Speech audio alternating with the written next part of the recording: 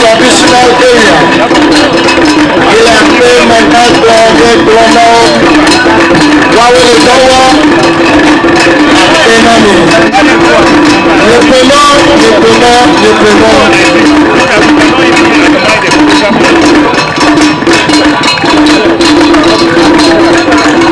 Àpẹká lóko. Asálò.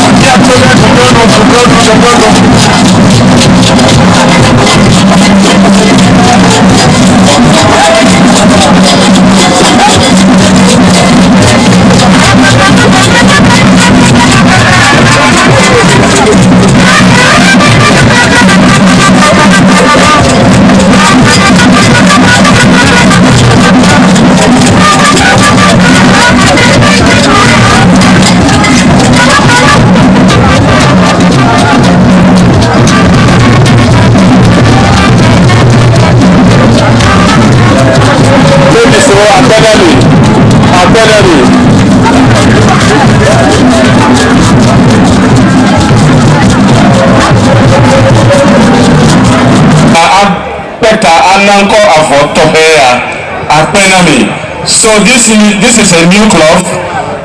You are going to buy it and name it as well in consultation with the producer. So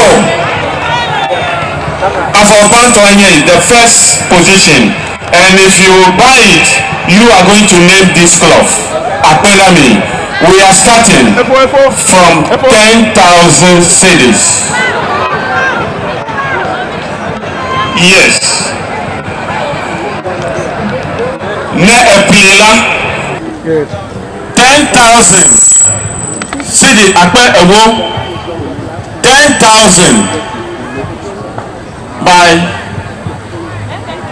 Agbamevo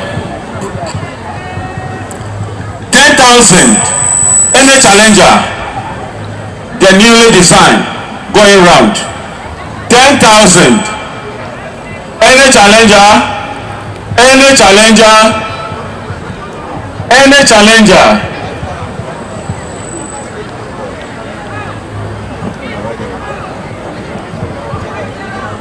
Yes, the one coming 5,000 cedis. Designed by the first prize winner to come in. Network wanyabe Agortime-Kpetoe 7. Okay. Tobingan Ajogaga. Amenyafiti the 5th.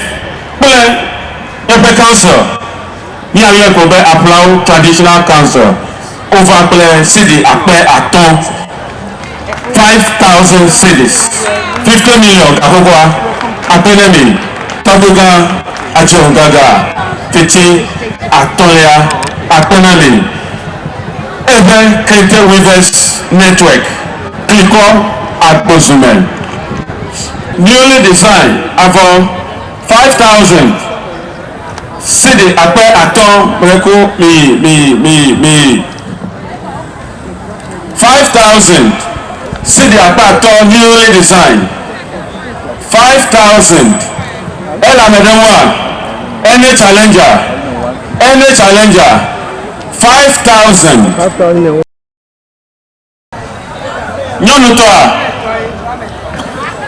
nyɔnutɔ wɔmetɔ ɛlɔ ta ŋutsu kple srɔ̃a wo katã wodoe 2,005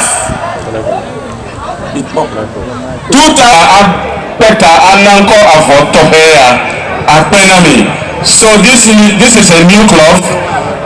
You are going to buy it and name it as well in consultation with the producer. Africa Water Committee. Number 5,000. Any challenger, 5,000. You are going to name it. Na kweko na yonko na chonko ne. 5,000. 5,000. Ejo, Eyina. Any challenger. See the apple atom. Avo 5,000. Mi menogbo manyogbo kaba 5,000. 7,000. 7,000. 7,000. Chairman Agbamevo Volta Regional NDC. 7,000. Zibanto. Any challenger. 7,000. Yeah, but this one is that.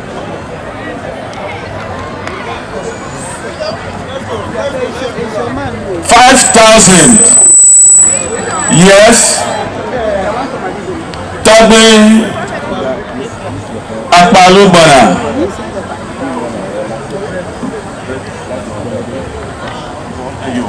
Yes. 5,000. Avo. Mikonya nutoha teme nambo. Honorable Koma Shi. Elenyon Toti. Yes. A folk olali, a true design of a newly designed. Mela Siamo, Afiako Akwele. It is only at Agortime. Thank you. Thank you. Akweta Busao Kata Olafi. Eye Nejikwa. Natedon 1,000 cities. 1,005. Busao Kata 1,005. Merekue. Designers of Akpenami. Ta ne nuika uchuma koto awu yomu oha nene 3,000 nyonu fo uchuma atoy akopede so anwa wa ko 5,000 Auntie Julie Asuma Honorable 5,000 nyonu fo 5,000 newly designed. 5,000. Makonia. 1, 2. 5,500. 5,500. 5,500. Makonia. 1. 6,000. 6,000. 6,000. 1, 2, 3.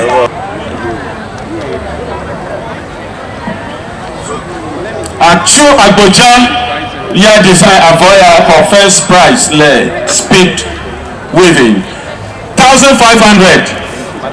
1,005. Auntie Ivy, well done. 1,500. 1,005. We say 1,005. Ameka Wole.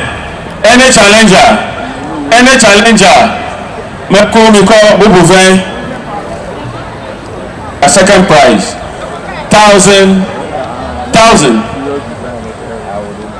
Another 1,000. Ghana. 1,000.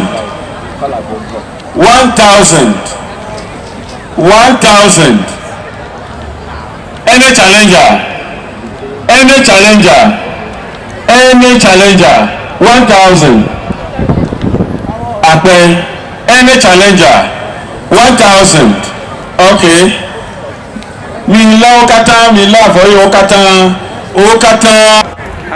Mina support, mina payasaya. 1,000 city. Pomao, Clanso, Jijimao, Apetopo Apeno, Miracle, 1,000 cities. City, Apedeka, Clanso, Mekmobemiano, Oyo, Miapefiato, 1,000 cities. City, Apedeka,